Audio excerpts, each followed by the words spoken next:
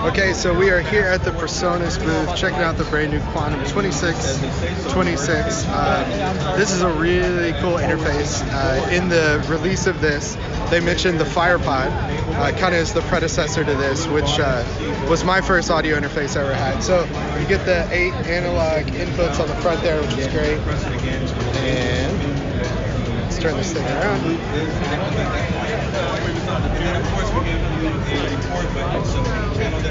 Here we go. There's our back with our outputs, our Thunderbolt connection, which is awesome. So it's that small USB Type-C connector, which is really great because you don't have to use an adapter to connect to your computer, which is great. Sorry, I'm trying to one hand do this.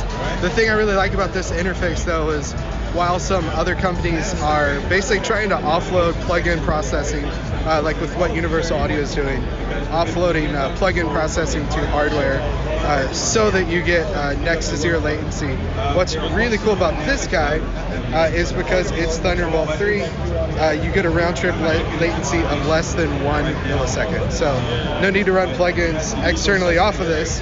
You get a really, really low latency just directly off the interface itself, which is great. The other thing they announced was this IO Station 24C, which is really, really cool. It looks like their fader port, with transport controls, but it also has a audio interface directly built in, right? So we get our inputs there. There's our USB connection, headphone, and then our outputs. And again, we get all our transport control right there as well too. So PreSonus is, really known for the fader port, which is a great controller for transport control.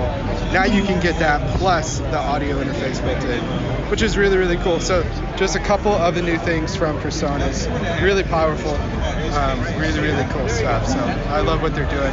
I'll show you this other guy here, the Quantum 48. Was this 48? This guy is really cool. Look at the back here. There we go. There's our D-sub connections on the back of this, which is really cool. Gives us up to 48 in and 48 out, hence the name.